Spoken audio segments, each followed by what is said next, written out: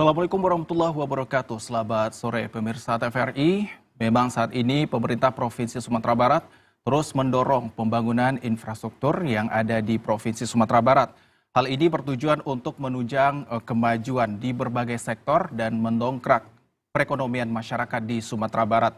Dan tentunya pembangunan ini dilakukan secara merata dan adil di setiap daerah dan membantu menumbuhkan atau mendorong dari masyarakat sendiri untuk mengurangi kesenjangan pendapatan daerah, memperkecil kesenjangan antar wilayah, dan juga sehingga pemerintah Provinsi Sumatera Barat dapat mengentaskan kemiskinan di Provinsi Sumatera Barat. Hal tersebut akan kita bahas dalam dialog sumber bicara dengan tema pemerataan pembangunan di Provinsi Sumatera Barat. Bersama saya Dodi Syaputra dan telah hadir bersama kita di TVRI Sumatera Barat dua narasumber yang tentunya sangat kompeten dalam bidang ini. Kita sapa dulu narasumber kita yang pertama, ada Bapak Desrio Putra ST, selaku anggota DPRD Provinsi Sumatera Barat. Selamat sore Pak Desrio. Ya, selamat sore Pak Dodi. Oke. Terima kasih telah hadir di TVRI Sumatera Barat, Pak. Dan yang kedua ada narasumber kita, yaitu Insinyur Dedi Rinaldi MSI, selaku Kepala Bidang Cipta Karya, Dinas Bina Marga Cipta Karya dan Tata Ruang Provinsi Sumatera Barat. Selamat sore Bapak, Assalamualaikum. Waalaikumsalam Pak Dodi, Pak Desrio, pemirsa di rumah. Ya, terima kasih Pak Dedi dan juga Pak Desrio telah hadir di TVRI Sumatera Barat untuk sore hari ini. Dan langsung saja pemirsa, saat ini memang banyak pembangunan-pembangunan dan juga pembangunan 2022 lalu yang masih menjadi PR bagi pemerintah. Dan untuk pembangunan 2023 ini bagaimana sih arahan atau arah pembangunannya? Langsung saja kita tanyakan ke yang pertama yaitu kepada Pak Dedi Rinaldi. Ini gimana Pak arah pembangunan, pemerataan pembangunan untuk 2023 ini? Terima kasih Pak Dodi. Jadi kalau pembangunan ini sudah pasti pemerintah Sumatera Barat ingin semuanya bisa menyebar ke 19 kabupaten kota, supaya masyarakat kita bisa makin sejahtera. Baik. Jadi dalam pelaksanaan itu kita punya anggaran dan anggaran mesti kita maksimalkan dengan pemilihan prioritas. Berarti prioritasnya kalau Pemprov Sumbar, pertanian dan wisata, kemudian kita menyelesaikan pekerjaan yang terkena bencana alam. Kemudian kalau ada pekerjaan jalan untuk meningkatkan kemantapan jalan. Demikian, dan ini sangat disokong oleh Pak Desrio dan kawan-kawan beliau di DPRD. Kita sangat berterima kasih ke anggota Dewan Provinsi Sumatera Barat. Oke, ini kalau menurut Pak Desrio sendiri ini gimana Pak? Pandangannya terhadap pemerataan pembangunan, apakah sudah merata nih di setiap daerah di Provinsi Sumatera Barat untuk saat ini? Kalau kita melihat kepada kegiatan-kegiatan yang terkait dengan pembangunan, khususnya pembangunan infrastruktur, memang sepertinya mungkin untuk tahun 2023 ini merata 100% mungkin belum. Nah, ini faktor penyebabnya adalah karena keterbatasan anggaran kita di APBD Provinsi Sumatera Barat untuk pembiayaan infrastruktur itu. Nah, sementara sebenarnya kalau kita lihat yang diusulkan oleh Dinas BNC KTR misalnya, ataupun Dinas Sumber Daya Air misalnya kan, atau Dinas Perumahan dan Permukiman Provinsi Sumatera Barat, sebenarnya banyak kegiatan-kegiatan yang dulu diusulkan ketika itu dimasukkan ke dalam KUHP-PAS ya Pak. Jadi hanya karena faktor keterbatasan anggaran, kemudian tentu kegiatan-kegiatan itu tidak dapat dilaksanakan. Nah, inilah yang Pak Rinaldi tadi mengatakan karena keterbatasan anggaran itu kemudian dilakukan skala prioritas terhadap kegiatan-kegiatan yang bisa dilaksanakan di tahun 2023 ini. Oke, ini kalau kembali ke Pak Dedi nih, prioritas pembangunan Provinsi Sumatera Barat itu di bidang apa saja? Baik, terima kasih Pak Dodi. Jadi kalau prioritas pembangunan Sumatera Barat, tadi kan sudah disebut Pak Desido juga sudah nyebut yang pertanian dan wisata. Dan Dinas BMC KTR ini adalah petugas yang untuk menyelesaikan hal-hal tersebut. Jadi di mana lokasi yang ditentukan, kita akan berusaha untuk memaksimalkan bersinergi dengan dinas lain dan nanti kita dikontrol itu sama DPRD dan nanti DPRD juga akan mengarahkan kemana kita mesti bekerja.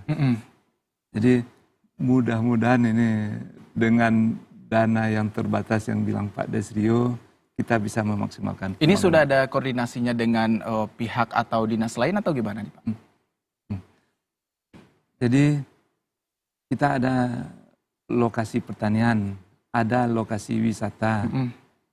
Misalnya ini satu contoh, daerah pertanian itu di pesisir selatan, daerah wisata itu di Solo, sehingga dengan didukung DPRD kita membangun jalan itu Pasar Baru Alan Panjang, Pak. Itu dari 30 kilo itu sekarang sisanya 7 kilo, Pak. Dan pada tahun 2023 ini kita akan bekerja 12 miliar dari Pasar Baru, 10 miliar dari Alan Panjang. Ini bisa menyelesaikan sekitar 3 kilo jalan, 2 kilo aspal, 1 timuran pilihan. Dan sisanya nanti kita akan padatkan, kita buka, dan sehingga terabas bisa lewat. Oke. Ini untuk dalam program unggulan pemerintah sendiri kan sangat didorong ya Pak untuk pariwisata sendiri. Ini kalau untuk daerah-daerah lain ini pemerataan pembangunannya daerah mana saja sih Pak?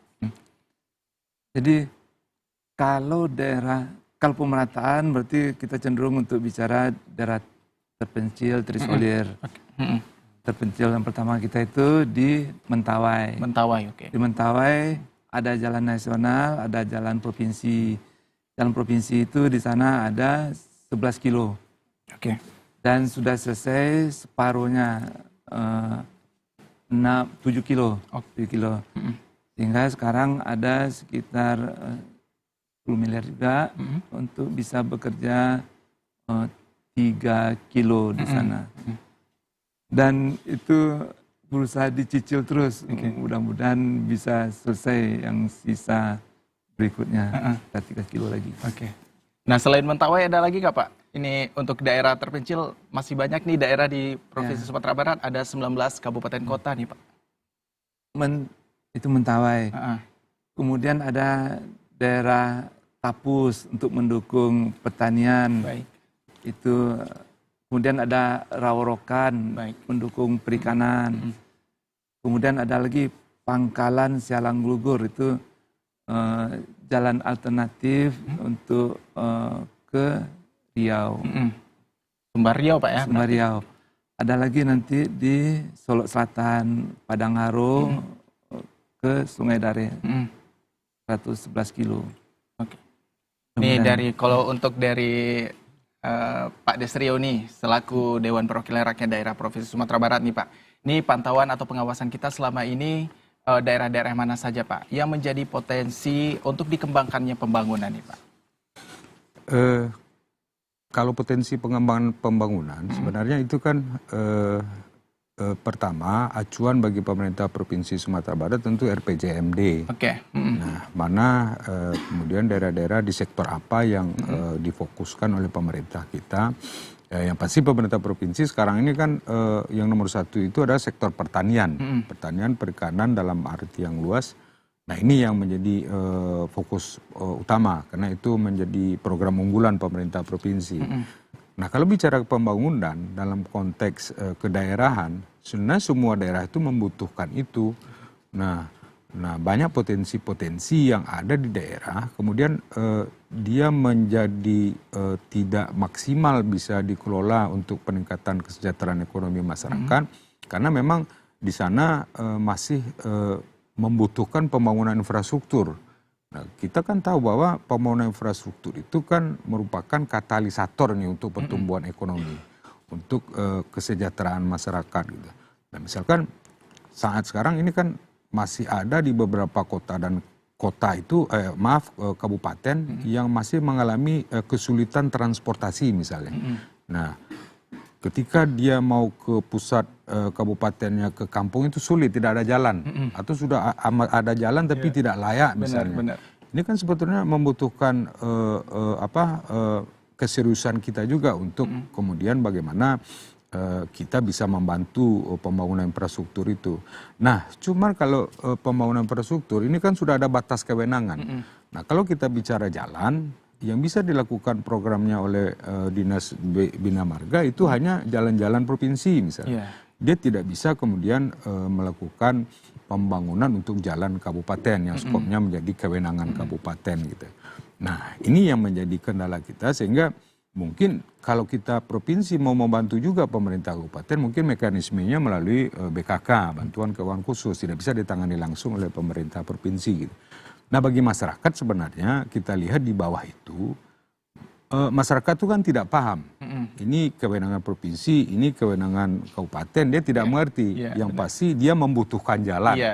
Nah, apakah jalan itu dibangun? Beres Pak ya, ini adalah kerja pemerintah. Apakah jalan itu dibangun oleh dana kota, dana kabupaten, dana provinsi, atau dana pusat, dia tidak tahu. Dia butuh pembangunan infrastruktur itu gitu. Nah, ini banyak daerah kabupaten yang kita lihat sekarang masih mengalami adanya daerah-daerah yang masih kurang pembangunan infrastruktur itu. Misalnya di Pasaman Barat, di Pasaman, Kabupaten Solo, hampir semua lah. Kalau kabupaten yang kita lihat sekarang yang ada itu membutuhkan. Kalau kota kan memang dia sudah ada di pusat-pusat pemerintahan, di pusat perkotaan itu rata-rata kan akses sarana prasarananya juga sudah terpenuhi lah. Nah, ini kan yang ada di kabupaten ini yang kita masih prihatin sebenarnya. Dan kami yakin sebenarnya pemerintah provinsi pasti berkemauan untuk membantu. Karena anggota dewan yang ada sekarang ini pasti berjuang untuk daerahnya masing-masing kan. Pasti aspirasi itu disampaikan kepada anggota DPRD. Tetapi kemudian itu tidak bisa diwujudkan harapan masyarakat itu karena batasan kewenangan. Kemudian yang kedua, karena memang ketersediaan anggaran kita itu yang masih minim gitu. Sekarang kalau kita lihat postur APBD misalnya, di anggaran tahun 2022 itu belanja modal pemerintah itu ada 1,052 triliun. Ya, nah realisasinya kemarin 963 miliar. Kalau dibandingkan dengan itu tidak infrastruktur semua, itu ada kegiatan-kegiatan lain, tidak di bidang KPU-an semua. Nah, tahun sekarang itu 1,037 triliun. Nah, nanti itulah yang terdiri dari pekerjaan-pekerjaan yang nanti dialokasikan ke Bina Marga, irigasi, dan lain-lain kan, yang terkait dengan belanja modal. Nah, itu saya yakin sekali uang sebesar itu masih kurang dari yang diharapkan oleh masyarakat sebenarnya. Karena yang diinginkan masyarakat itu kan percepatan. Semakin cepat dia bisa menikmati pembangunan itu semakin senang masyarakat. Dan kita kan memang sebenarnya itu yang ingin kita wujudkan. Nah, saya yakin pemerintah kabupaten pun menghadapi hal yang sama dengan pemerintah provinsi. Keterbatasan anggaran. Nah, mereka juga kesulitan dalam anggaran pembangunan itu. Nah, sehingga inilah mungkin barangkali perlu strategi untuk menyiasatinya supaya bagaimana supaya harapan-harapan masyarakat ini terhadap pembangunan infrastruktur itu perlu kita wujudkan segera gitu. Karena kalau kita punya keinginan untuk mengembangkan sektor pariwisata misalnya, contohnya saja meninjau lah, tidak usah jauh-jauh misalnya, Danau Meninjau. Kalau kita ingin meningkatkan destinasi wisata ke sana, tentu jalannya harus layak. Misalnya yang dari Agam ke melewati Kilo 44 itu misalnya kan, Cingkarang, misalnya mana destinasi wisata kita yang lain gitu. Nah, tentu pembangunan itu, infrastruktur jalan itu keniscayaan. Saya pikir harus mampu kita untuk melakukan pembiayaan untuk itu. Gitu. Nah, dari mana sumber pembiayaannya? Ya itulah yang harus sama-sama kita perjuangkan. Iya, benar-benar. Nah, karena sumber pembiayaan itu kalau di kabupaten itu ada APBD kabupaten, untuk program provinsi ada APBD provinsi, dan ada DAK sebetulnya yang merupakan bantuan dari pemerintah pusat kepada daerah gitu. Nah, karena PAD kita kecil, pendapatan asli daerah kecil, nah harapan kita yang sangat besar itu tentu banyaknya bantuan dari APBN. Itu salah satu harapan kita sebenarnya supaya anggaran yang kita punya untuk pembangunan itu menjadi lebih besar dia. Nah, tanpa ada itu mungkin kita kesulitan. Nah, kemudian yang kedua tentu kita harus berpikir, pemerintah harus berpikir bagaimana meningkatkan PAD. Bagaimana meningkatkan PAD supaya nanti pendapatan itu bisa digunakan untuk belanja kebutuhan pembangunan infrastruktur itu. Nah, persentase pembangunan infrastruktur kalau kita lihat dari APBD sekarang itu mungkin kisarannya hanya 10-15%. Oke. Nah, harapan kita semakin besar pembangunan infrastruktur, persentasenya itu semakin besar, tentu pembangunan itu akan semakin banyak, akan semakin masif. Nah, semakin banyaknya pembangunan tentu ini ada dampak ekonomi terhadap masyarakat gitu. Nah, jika ini tidak bisa kita wujudkan, ya itu tentu harus kita upayakan terus.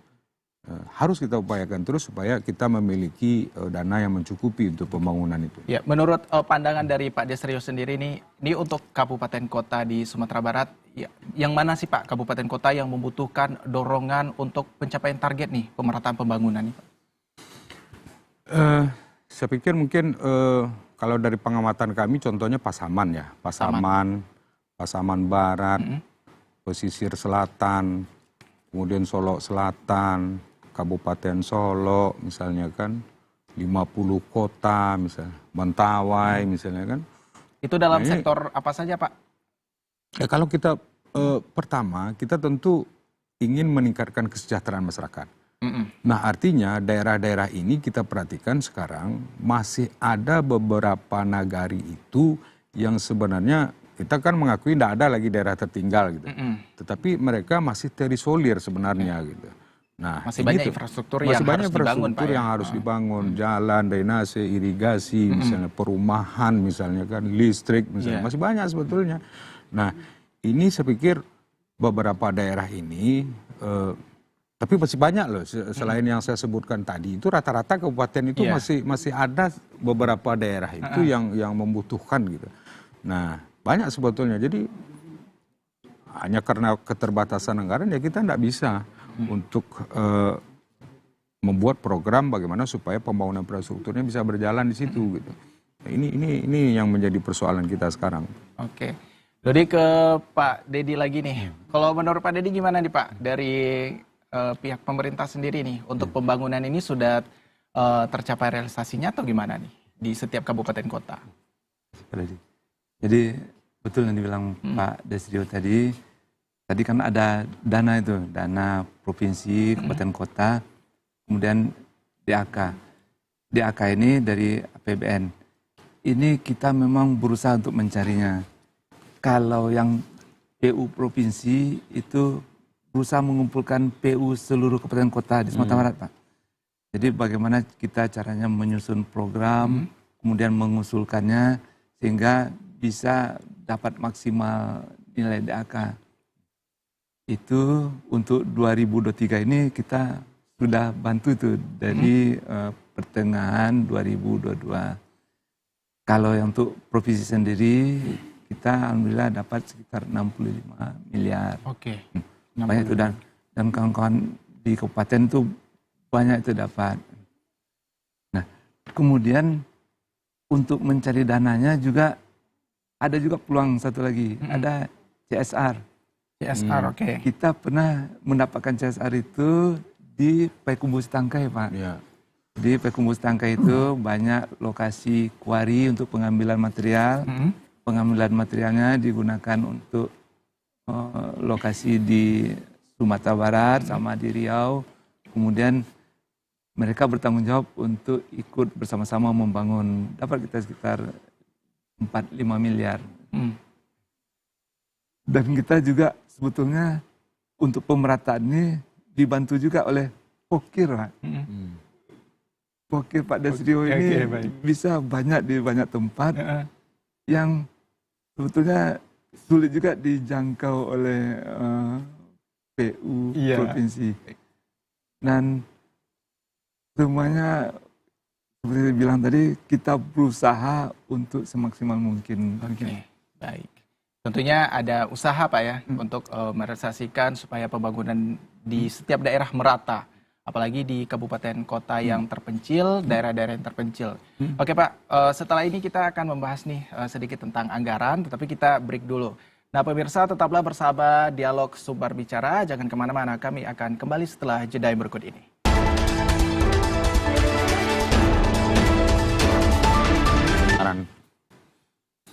Terima kasih karena Anda masih bersama Dialog Sumber Bicara, pemirsa, dengan tema pemerataan pembangunan di wilayah Provinsi Sumatera Barat. Dan ini Dodi langsung mau bertanya nih kepada Pak Desrio, selaku Dewan Perwakilan Rakyat Daerah Provinsi Sumatera Barat. Ini bagaimana Pak tentang anggaran dengan adanya pemerataan pembangunan di seluruh kabupaten kota di Sumatera Barat ini?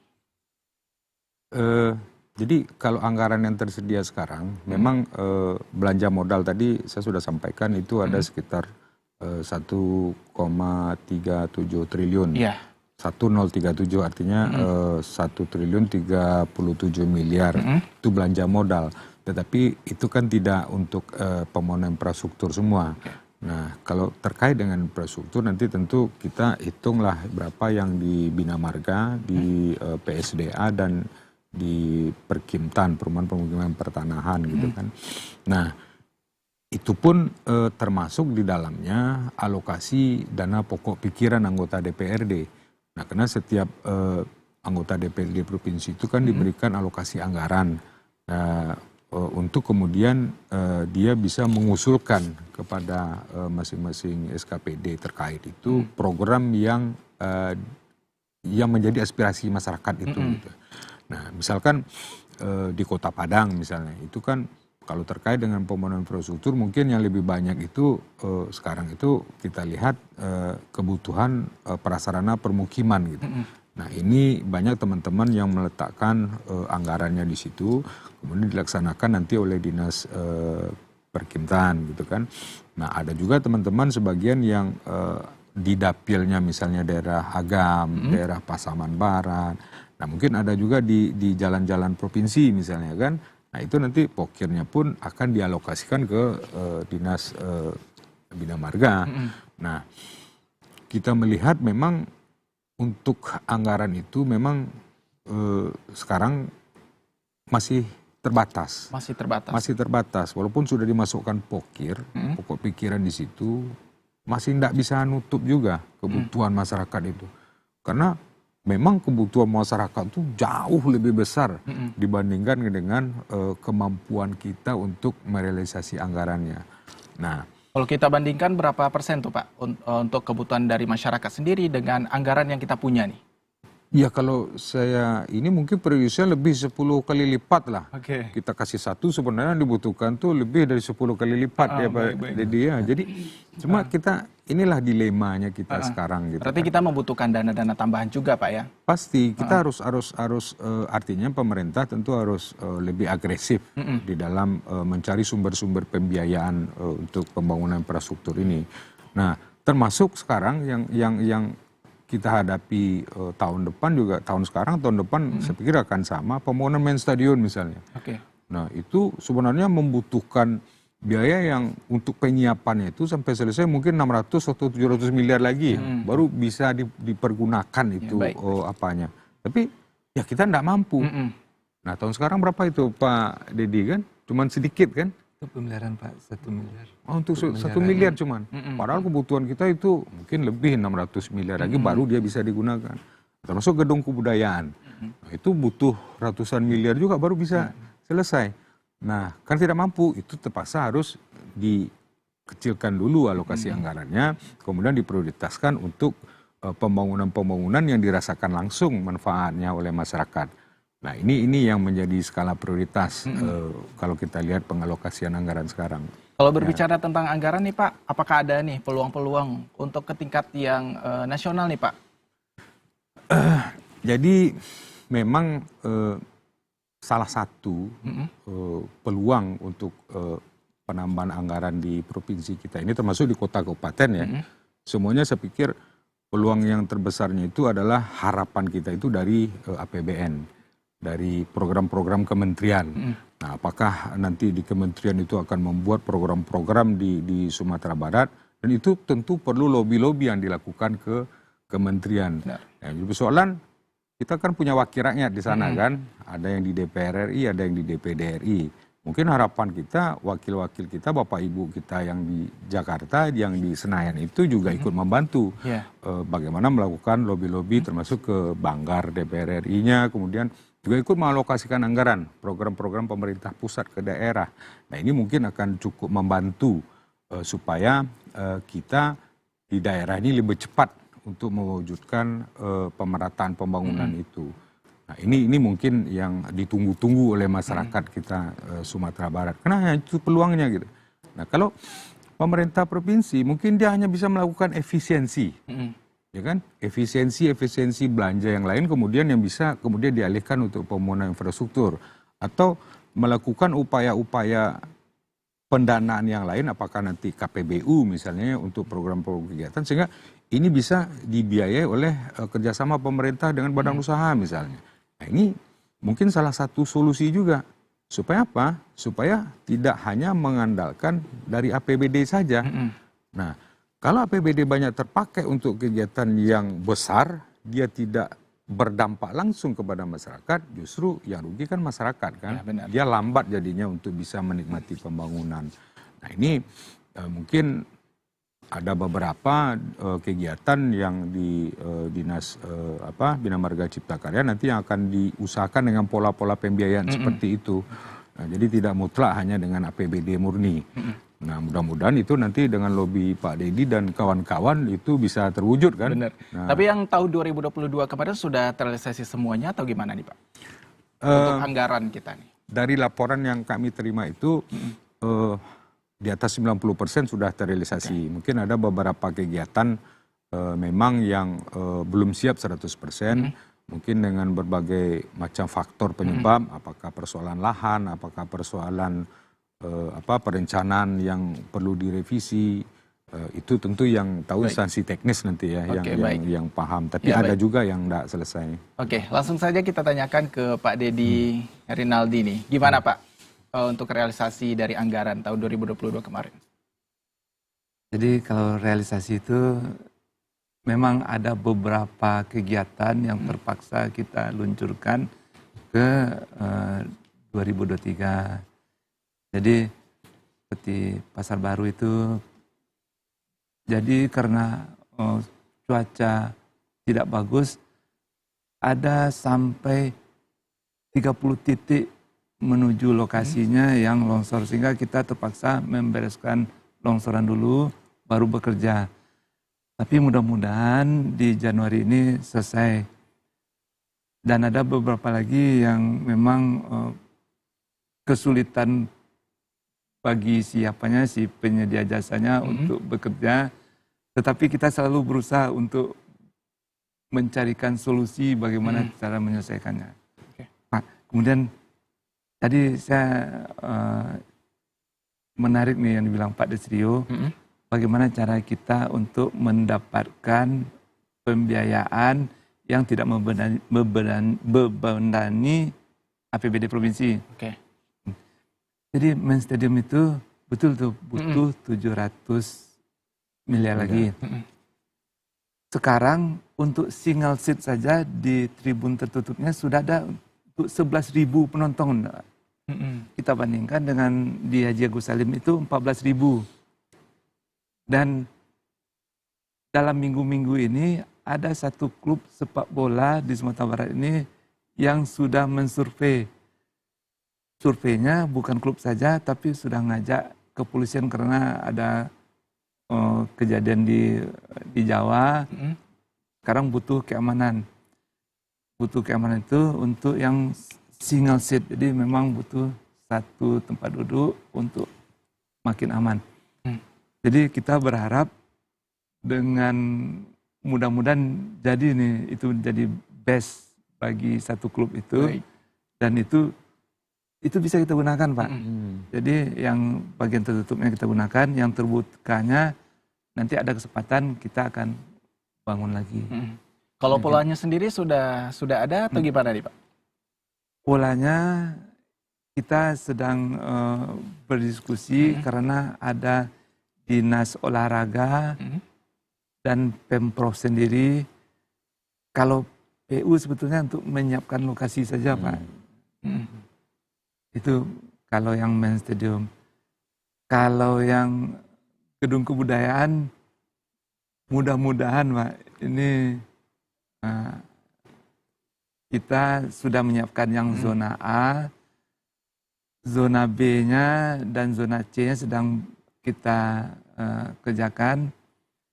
Dan bisa juga kita sebetulnya menambah fungsi. Jadi tempat berbudaya, berkesenian, kemudian kita akan melengkapi untuk penginapan atau Ini untuk infrastruktur atau sarana dan prasarana di kabupaten kota yang tadi belum terrealisasi 100%, ada 91 Pak ya, atau 90 lebih nih yang baru diselesaikan oleh pemerintah. Nah yang lebihnya itu mencakup apa aja nih Pak? mencakup ya ada pekerjaan jalan, ada pekerjaan jalan. Di mana saja pengerjaan jalan? Selatan ada 2 paket yang masih kita maksimalkan penyelesaiannya. Ada lagi di Tanah Datar 1, kemudian di Solok Pesisir ini 1 lagi. Dan ada nanti memang ada shelter di Maligi. Oke. Termasuk Masjid DPRD belum selesai ya? Masjid DPRD itu, Masjid DPRD selesai Pak. Di tahun 2023 kita ada lagi. Baik. Pak, bagus nih diingatkan oleh Pak Desrio. Ini setiap ikon-ikon itu, Masjid DPRD, Gedung Kebudayaan sama Masjid.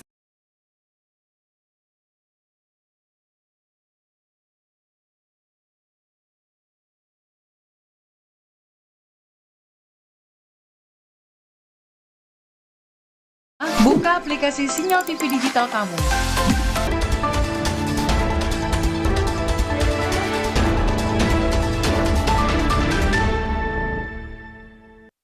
Terima kasih karena Anda masih bersama Dialog Sumber Bicara pemirsa, dan langsung saja kita kembali ke berdialog dengan 2 narasumber kita yang telah hadir di TVRI Sumatera Barat untuk sore hari ini. Dan untuk saya langsung ke Pak Desrio nih. Pak Desrio, di bagaimana Pak untuk penyaluran anggaran serta jangka waktu pembangunan dan juga kualitas dari pembangunan infrastruktur yang telah terrealisasi ini Pak selama ini? Ya, jadi terkait dengan pelaksanaan kegiatan, tentu ini menjadi domainnya dinas terkait ya, seperti Dinas Bina Marga yang bertanggung jawab dalam pelaksanaan jalan, bidang cipta karya, bangunan gedung misalnya kan. Di dalam pelaksanaan ini kan ada menggunakan jasa penyedia jasa ya. Nah tentu ada kontraknya, semua pekerjaan pasti kontraktual, ada perjanjian kerjanya di situ. Nah, di situ juga ditentukan standar mutunya seperti apa. Nah, volumenya juga seberapa gitu. Nah, di dalam pelaksanaan kegiatan itu juga diawasi oleh jasa konsultan. Nah, ini yang setiap hari dia berada di lapangan bersama-sama dengan tim teknis dari dinas terkait.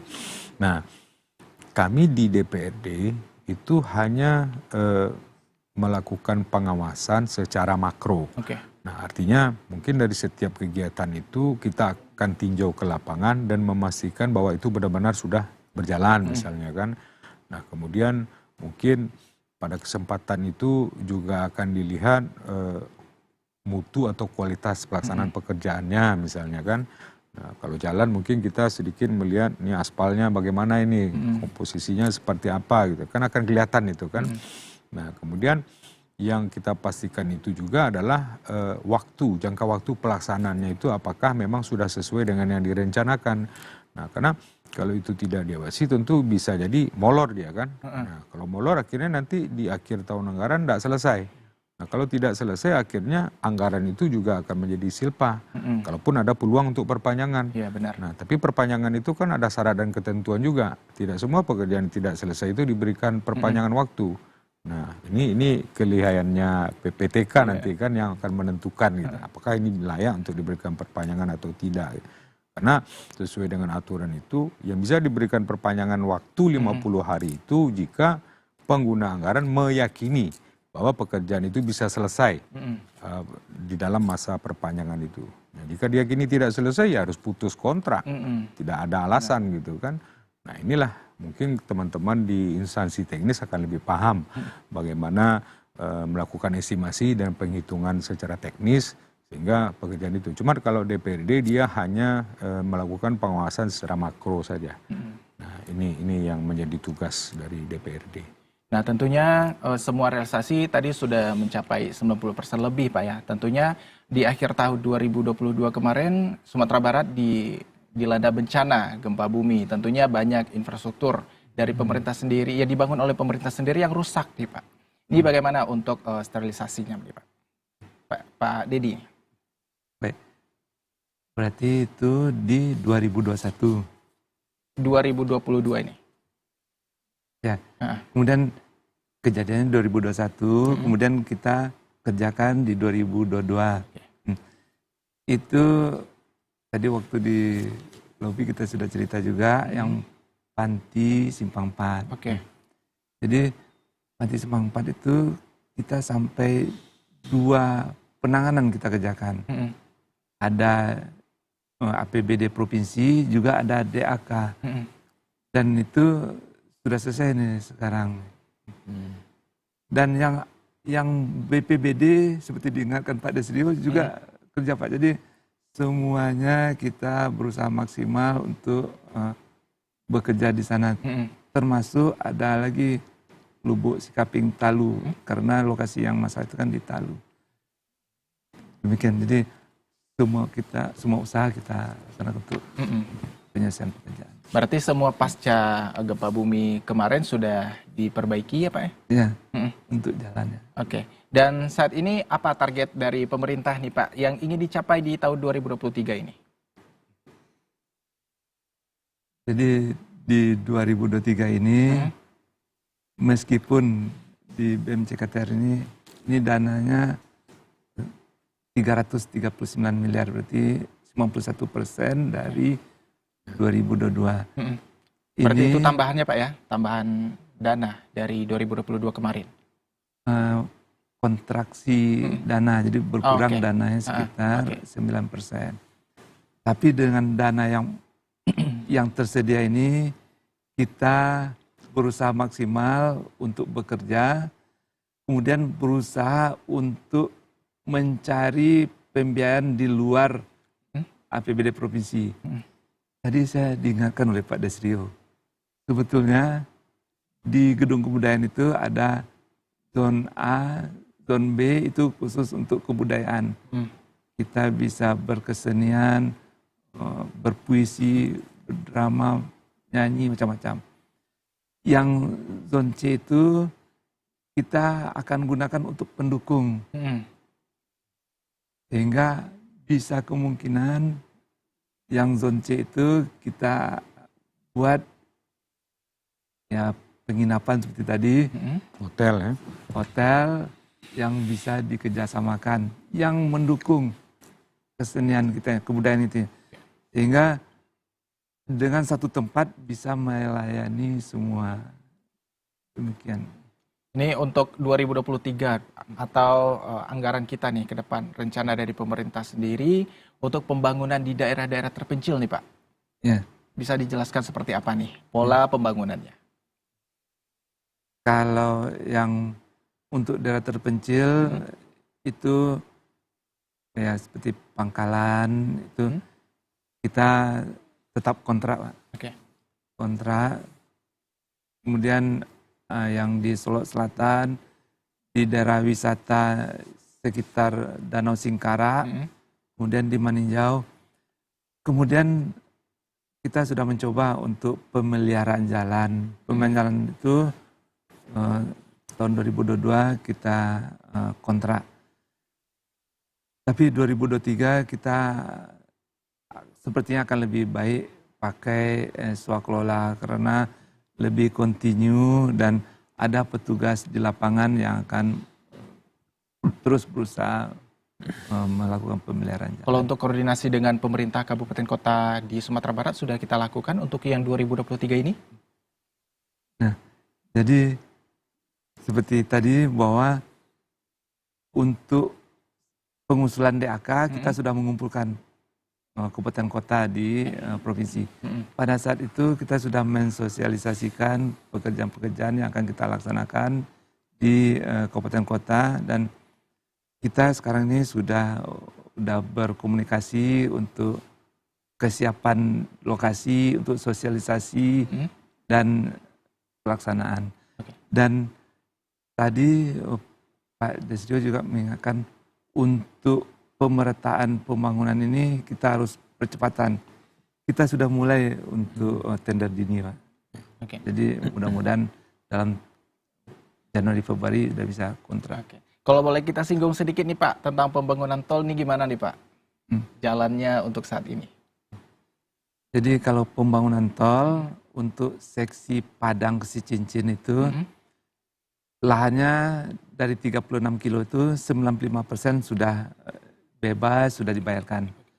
Yang 5% ini sudah setuju Pak. Sedang menyiapkan administrasi untuk pembayaran. Untuk progresnya itu sampai Oktober 2022 36%. Berarti ada sekitar 2 bulan ini mudah-mudahan sudah di atas 50. Tentunya hal itu tidak terlepas dari dukungan masyarakat sendiri Pak ya. Nih kalau ke Pak Desrio nih bagaimana Pak pantauan kita terhadap dukungan masyarakat nih terhadap program pemerintah? Sepanjang yang kami lihat itu tidak ada hambatan sama sekali dari masyarakat. Apalagi masyarakat di daerah-daerah yang memang pembangunan infrastruktur ini sangat dinanti-nantikan gitu kan. Nah, hanya mungkin di beberapa daerah karena kurangnya sosialisasi atau tidak tepatnya komunikasi dengan masyarakat sehingga ini kemudian menjadi sedikit faktor penghambat lah untuk memulainya kegiatan itu. Tapi kalau kegiatan provinsi kan rata-rata itu pasti dikoordinasikan dengan aparatur setempat gitu kan. Karena memang kebanyakan itu yang merupakan intervensi di pemerintah provinsi terhadap pemerintah kabupaten itu memang sebenarnya menjadi kewenangan kabupaten. Seperti yang dana-dana pokok pikiran yang dialokasikan teman-teman untuk membangun jalan di sebuah nagari misalnya di kawasan permukiman, drainasenya, MCK-nya misalnya kan, dan itu memang atas permintaan masyarakat. Jadi sudah pasti masyarakat itu saya yakin tidak akan menghambat, justru mendukung dan berterima kasih bahwa ada program-program provinsi yang memang sesuai dengan apa yang diharapkan gitu. Tapi saya yakin 1000 nagari yang ada di Sumatera Barat ini belum semua yang tersentuh dengan anggaran provinsi, sehingga ini yang menjadi harapan kita, semakin banyak ketersediaan anggaran, semakin banyak program-program provinsi ini yang juga bisa ikut membantu pemerintah kota dan kabupaten. Nah, sebagai contoh, itu misalnya di Dinas Perumahan Permukiman itu sebelumnya tidak ada kegiatan yang membantu untuk jalan lingkungan misalnya. Dulu sebelumnya tidak ada pada di 2002, itu baru kami ketika dulu di Komisi 4 tahun 2020. Pak Dedi, itu baru dialokasikan anggaran ke sana. Gitu. Alasannya dulu karena memang itu kewenangan kota. Nah, karena melihat kewenangan kota, kota tidak mampu juga punya keterbatasan anggaran, kan memang harus dibantu provinsi. Dan itu ternyata tidak ada hambatan ya Pak Dedi, ya itu boleh dibantu oleh pemerintah provinsi. Gitu. Nah, sehingga sejak itu banyaklah teman-teman yang kemudian meletakkan anggaran pokok ini sehingga membantu kawasan-kawasan permukiman yang membutuhkan itu. Nah, ini kemudian juga menyebar ke kabupaten kota. Mana nagari-nagari yang bisa dibantu, yang jalannya masih kurang layak atau sudah rusak atau masih jalan tanah, kemudian dibantulah melalui program-program POKIR itu. Nah, ini sarannya Pak untuk pemerintah untuk pembangunan 2023. Saran kita kepada pemerintah tentu karena anggaran kita ini yang cukup terbatas. Nah, ini tentu hasilnya yang harus kita maksimalkan kan. Kualitasnya juga harus kita perhatikan, dan yang paling penting itu adalah azas manfaatnya untuk masyarakat gitu. Nah, ini sebenarnya yang menjadi fokus utama kita, bagaimana semakin banyak masyarakat bisa merasakan manfaat dari anggaran-anggaran provinsi itu, kegiatan-kegiatan provinsi itu gitu. Nah, seperti contohnya sebenarnya ini karena saya dapilnya Kota Padang, tentu saya agak sedikit ini bicara tentang Kota Padang juga. Padang ini kan ibu kota Provinsi Sumatera Barat. Nah, kalau kita perhatikan sekarang, ibu kota Provinsi Sumatera Barat dibandingkan dengan ibu kota provinsi-provinsi lainnya, mungkin kita sudah sedikit ketinggalan gitu. Nah, kita pun juga harus berpikir bagaimana ibu kota provinsi ini juga kalau tidak bisa mengalahkan mereka, paling tidak mengimbangi lah. Ya kan? Nah, tadi ada program nasional yang jalan tol itu kan, Padang, Pekanbaru. Mungkin kita harus berpikir juga bagaimana ada jalan tol lingkar Kota Padang misalnya kan. Nah, tidak harus dibiayai APBD. Mungkin ada skema pembiayaan dengan swasta misalnya. Karena kan banyak persoalan juga, persoalan transportasi ini. Kemacetan dulu kita senang ini jalan di bypass ini kan. Sekarang sudah mulai padat, sudah mulai padat. Nah, ini kan mengganggu transportasi. Kita sudah tidak seperti dulu lagi gitu. Semakin waktu ini akan semakin meningkat. Nah, mungkin untuk memperlancar transportasi ini Dinas Bina Marga juga harus bikin ini juga, inovasi juga kan. Nah, karena seperti transportasi ke daerah Bungus misalnya kan, ke Bandar Buat, itu setiap pasar itu kan macet terus ini. Di Lubuk Buaya misalnya orang mau ke bandara misalkan. Nah, bisa saja nanti Dinas Bina Marga bikin rancangan untuk jalan lingkar Kota Padang ini yang terkoneksi dia dengan jalan tol yang ada gitu. Nah, sama seperti di Jakarta lah, seperti itulah kan.